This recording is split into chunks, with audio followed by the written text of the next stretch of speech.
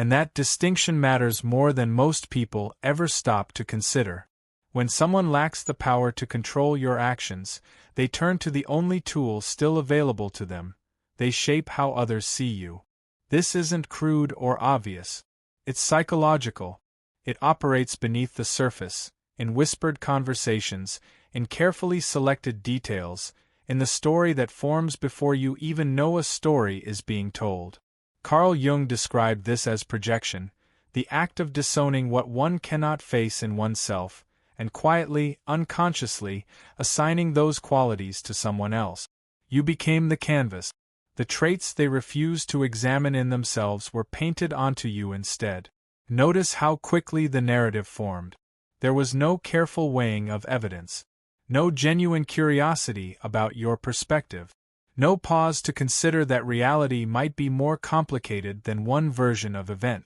There was only urgency. An almost desperate need to define you before you could define yourself. Why the urgency? Because ambiguity is threatening to people who depend on control. If others were to see you clearly, without distortion, without the simplified role assigned to you, the illusion being constructed would collapse. So they reduced you. They took a complex, contradictory, fully human person and flattened them into something manageable. The villain. What being cast as the villain actually means. Here is what most people misunderstand about this situation. Being cast as the villain is not always evidence of wrongdoing. More often, it is evidence of independence. You disrupted something. You refused to keep playing a role that served others while diminishing you. You stepped outside a dynamic that required your compliance to function. And when you did, the system around you responded exactly as systems respond when challenged. It labeled the disruptor as the problem. This is why defending yourself so often feels futile. In those moments, you are not arguing against facts. You are arguing against a story that people have already chosen to believe. And stories, once they are emotionally accepted, once they feel true, are remarkably resistant to logic. You can present evidence. You can correct the record. You can explain and explain and explain again. And the story remains. The real shift doesn't begin with proving them wrong. It begins with understanding what is actually happening beneath the surface. Because the moment you see it clearly, truly clearly, you stop internalizing it. You stop measuring your worth against someone else's distortion. And in that clarity, something powerful becomes available. Detachment. Once you detach from a false narrative, you reclaim the one thing they were trying to take: your identity. The choice to go quiet. While they were filling the air with accusations and half-truths, you made a decision that most people misread entirely. You became quiet. Not out of weakness. Not because you had nothing to say. But because you recognize something deeper about how this particular kind of conflict operates. Some battles are designed to trap you. They are constructed to keep you in a state of constant reaction, to pull your energy downward into a space where clarity becomes impossible. Every response you offer becomes new material. Every defense becomes confirmation of the story. The noise feeds itself. Silence, in this context, is not absence. It is restraint. It is the conscious refusal to participate in a dynamic that cannot be resolved through participation. And psychologically, this is where the real transformation begins. When you stop reacting externally, your energy turns inward. You shift from absorbing pain to observing patterns, from feeling everything to understanding something. And that movement, from emotional reactivity to conscious awareness, is where actual strength is built. Jung spoke throughout his life about the necessity of turning inward, of confronting the unconscious forces that shape our behavior and our choices. Your silence created that space. While others were focused on controlling the story outside, you were quietly rebuilding the foundation within. You were examining your values, your boundaries, your blind spots. You were asking the kind of questions most people avoid precisely because they require genuine honesty. And this is why your silence unsettled them. They expected noise. They expected defense, explanation, perhaps desperation. What they encountered instead was distance. Distance removes control. When you are no longer easily provoked, no longer predictable, no longer available to be pulled into reaction on demand, you become very difficult to manipulate. The dynamic they relied on begins to dissolve. What looked like withdrawal was discipline. What appeared to be passivity was patience. You were not disappearing. You were refining, becoming someone who no longer needed external validation to feel certain about their own truth. The paradox of not proving yourself. Here is the paradox that emerges from all of this. The less you felt compelled to prove yourself, the more your presence began to speak on its own. Because real power is not in what you say under pressure.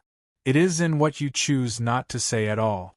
What becomes most revealing in this process isn't the original accusation. It's the speed at which people chose sides. Watch how quickly some individuals accepted the narrative, without hesitation, without inquiry, without a single moment of genuine doubt.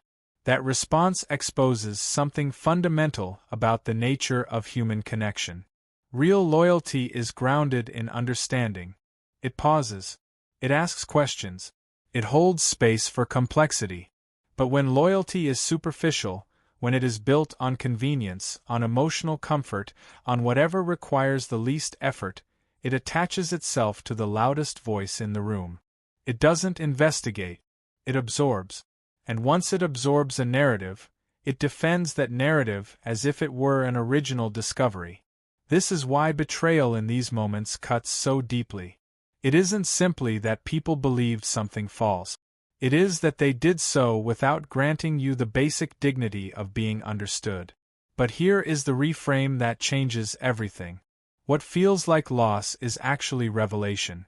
Because false loyalty cannot survive pressure.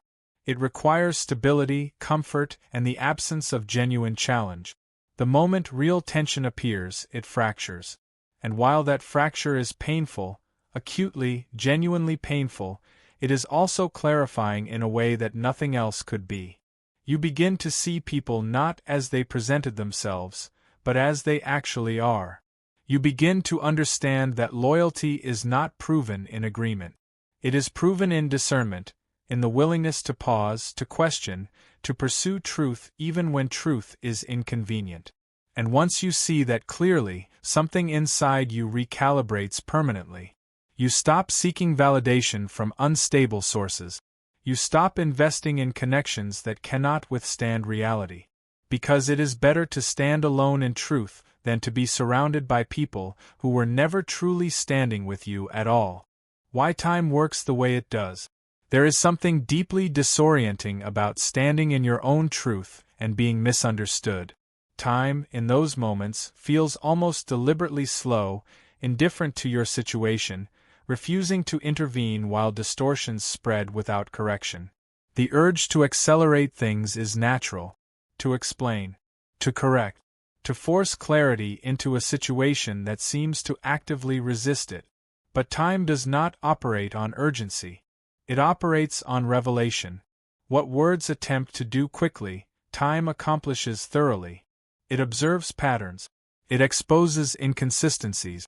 It allows actions, not claims, not accusations, not stories, to accumulate. And over time, those actions begin to contradict the narrative constructed about you. Not through confrontation, through contrast. The gap between who you actually are and what was said about you becomes too wide to ignore. This is why restraint becomes such a powerful practice. When you resist the impulse to constantly defend yourself, you create space for reality to emerge on its own terms. And reality, unlike perception, is very difficult to maintain as a fabrication indefinitely. People may believe a story for quite a long time, especially if it aligns with what they already feel. But eventually they begin to notice what doesn't add up. They observe behavior that contradicts the accusation. They feel a dissonance they cannot quite articulate. And that dissonance is where the illusion begins to fracture from within. This shift does not arrive with noise. It comes quietly, a reconsideration here, a private doubt there, until the entire structure starts to unravel from its own weight. Truth does not need to be aggressive to be powerful. It does not need to chase anything. It simply needs to remain consistent. While others exhaust themselves maintaining an illusion, you remain anchored in what is real. And over time, that stability becomes something that cannot be argued with. The better question, then, is not why truth takes so long. It is whether you have the patience to let it do its work. Truth doesn't rush to defend you. It waits to reveal everyone what was actually being built. While they were focused on dismantling your image, something far more significant was happening. Quietly, steadily, almost invisibly, you were building a life that no narrative could contain. This is the irony most people never grasp. Energy invested in growth compounds. Energy invested in destruction exhausts itself. At first, the imbalance seems deeply unfair. You watch the effort being put into misrepresenting you, the attention it draws, the credibility it temporarily gains. And meanwhile your work happens in silence, without applause, without immediate recognition. But psychological development has never been a public spectacle. It is an internal process before it becomes an external reality. Jung spoke of individuation, the lifelong process of becoming who you truly are, independent of external expectations and imposed identities. What you went through accelerated that process in ways that nothing comfortable ever could. You were stripped of approval, distanced from familiar validation, left with something more valuable than either, the necessity of defining yourself entirely on your own terms. That is not loss. That is transformation. While others remained fixed on controlling perception, you shifted your focus to what was actually real.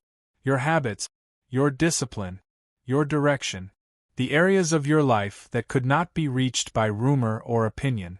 Skills deepened, boundaries clarified, perspective widened, and slowly, without needing to announce any of it, your reality began to change. Results started to speak in a language that narratives cannot override. People began to notice the gap, the widening distance between what was said about you and what you had actually become. And in that moment, the story that once worked against you began to lose its grip. Not because it was forcibly dismantled, because you outgrew it. When the dynamics shift, eventually, almost inevitably, something reverses. Not dramatically, not in the theatrical way that part of us imagines when we're in the middle of it, but in a quiet, steady way that only those paying close attention can fully observe. The narrative that once seemed so solid begins to erode under the accumulated weight of reality. The image constructed for you dissolves. The people who built it find themselves needing to reinforce it constantly, because false structures require endless maintenance. Contradictions surface. Behavior begins to reveal intention. Those who seemed most certain begin to experience doubt, not because you forced them to, but because reality gave them no other option. This is what Jung meant by the necessity of confronting the shadow. The parts of ourselves we refuse to examine don't disappear. They project outward, and they keep projecting until the projection becomes impossible to maintain.